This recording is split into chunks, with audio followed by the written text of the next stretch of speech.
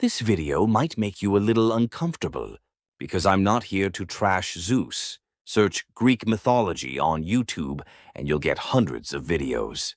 The titles all look the same: Zeus and his countless affairs, the shocking crimes of the Olympian gods, why Hera could never stop her husband.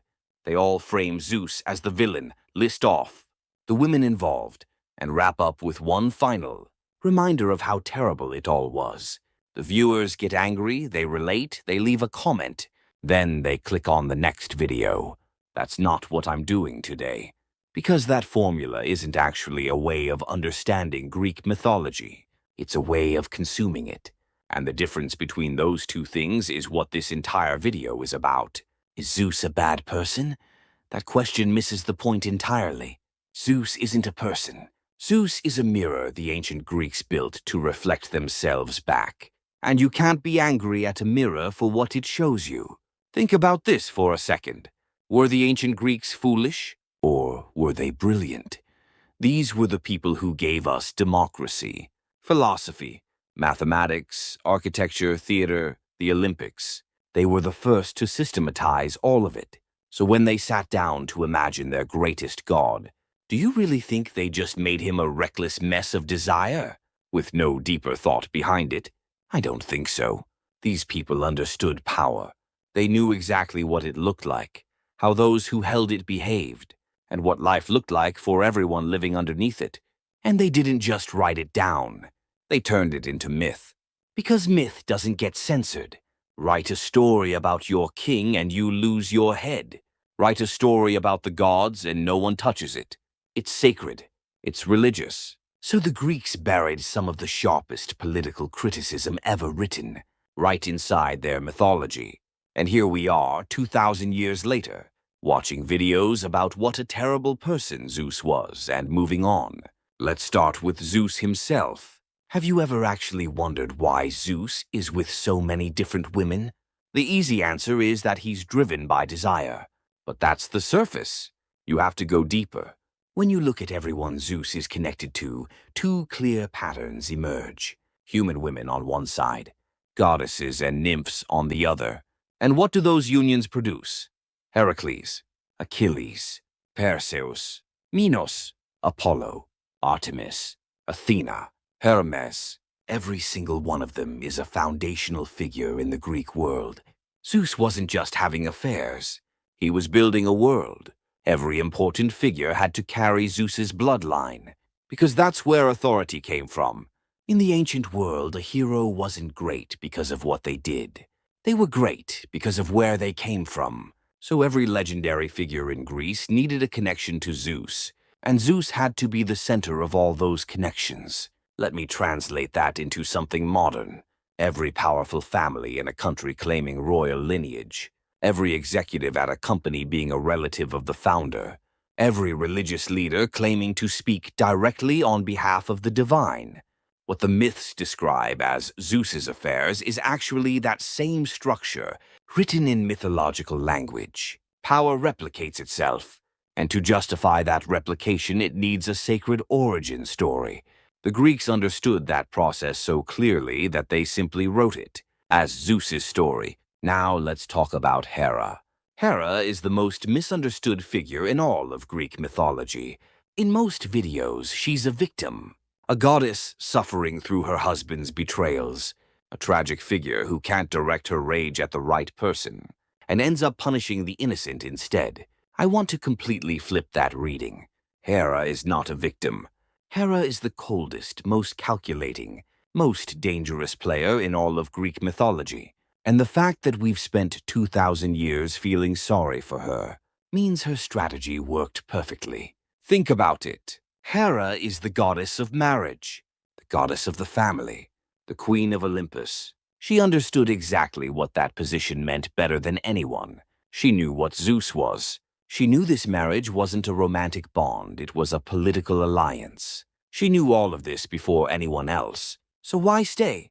Because Hera needed the seat next to Zeus. She needed the title of Queen of Olympus.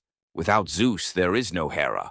Her authority flows from his. If she walked away or openly moved against him, she would lose everything.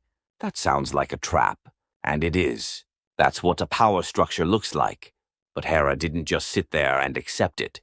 She moved carefully, strategically. She targeted Zeus's lovers, his illegitimate sons, his children born outside their marriage. She tormented Io. She made Heracles' entire life a series of trials and suffering. She turned Callisto into a bear. If you read that as irrational jealousy, you're missing what's actually happening. This is succession management. Think about Heracles. He's Zeus's son, born to a mortal woman. If Heracles grows up unchallenged, becomes the greatest hero in the world, and builds a dynasty around himself, what comes next? His mother's lineage claims legitimacy. His descendants say they carry the blood of Olympus. Hera's position starts to crack. Hera didn't make Heracles' life a nightmare out of hatred. Heracles was a threat to the throne. He had to be contained. She couldn't destroy him outright. Zeus was protecting him. So instead, she engineered his suffering from the inside. She made him lose control. She drove him to destroy the very people he loved. She pushed him into the 12 labors. That's not jealousy. That's politics. And that same structure plays out right now. The second in command who can't openly challenge the boss, but quietly makes sure the rising star never quite gets the credit they deserve. Slowly, methodically, invisibly. That's exactly what Hera is doing. We've been seeing Hera as a victim because that's what she needed us to see. Now let's zoom out and look at Olympus as a whole. There are 12 gods on Olympus. And when you look at what they actually do, this isn't a heavenly residence. It's the inside of a power block.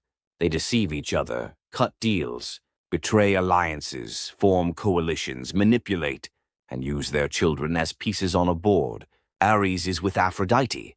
Aphrodite's husband is Hephaestus, a god who was thrown out of Olympus for being ugly, and only let back in later. Aphrodite had no say in being married to him. So this triangle isn't just a love story. It's beauty and ugliness, desire and obligation, choice and coercion, all tangled up in one. Athena is a goddess of war, but so is Ares. Two gods, one domain, and they despise each other. Athena represents strategy, wisdom, and just warfare. Ares represents violence and chaos in its rawest form. What the Greeks were saying is that war has always had two faces, the same outcome produced by two completely different impulses. And they showed us that tension by making it a conflict between gods. Poseidon is Zeus's brother. He rules the sea. Zeus rules the sky. Hades rules the underworld.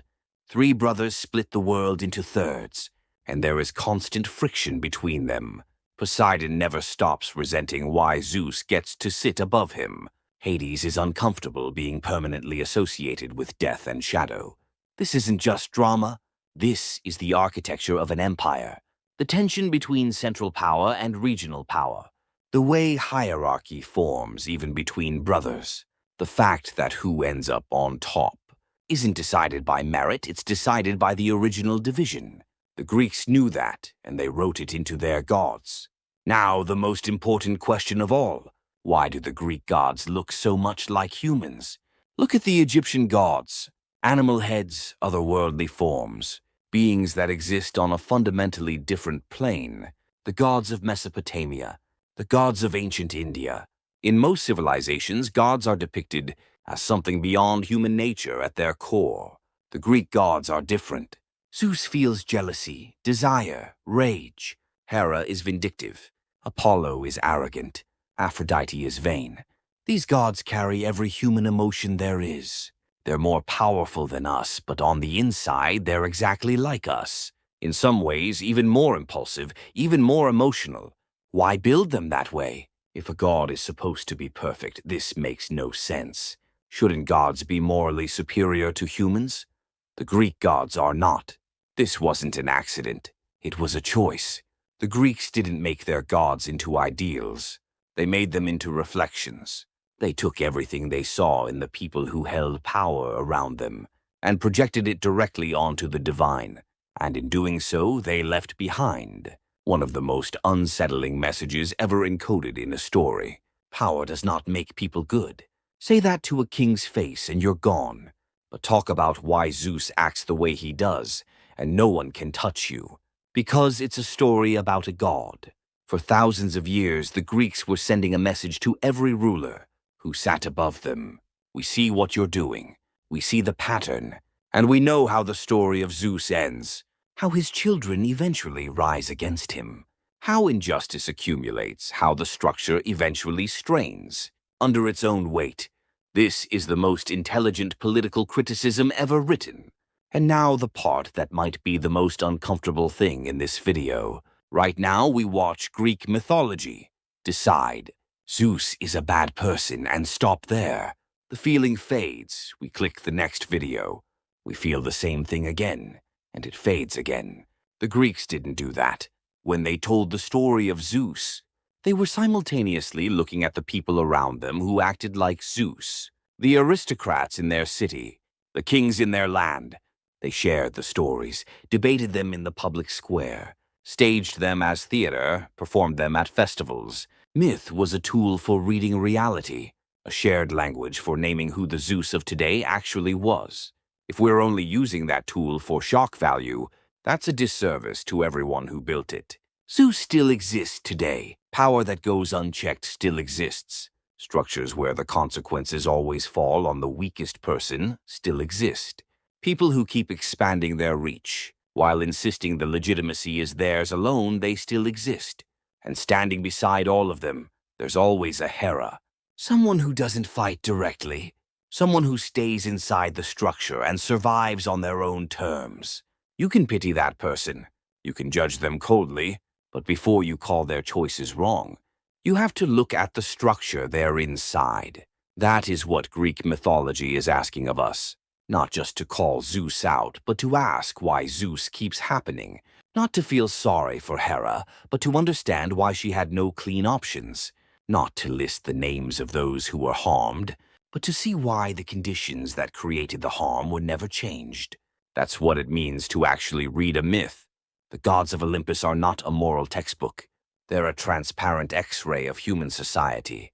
Look at them for the spectacle, and it's just drama. Look at them fully, and it's a dissection of power that is just as alive today as it ever was. There's a reason Greek mythology has survived for thousands of years. Not just because it's entertaining, but because it keeps being true. What happens to people when they gain power? How everyone else survives inside that power? And why the same patterns keep repeating, generation after generation. The Greeks didn't create Zeus to give us a god to fear. They created Zeus so that we would recognize him when we saw him, standing right next to us. And once we recognized him, to do something different this time. That's why these stories are still alive.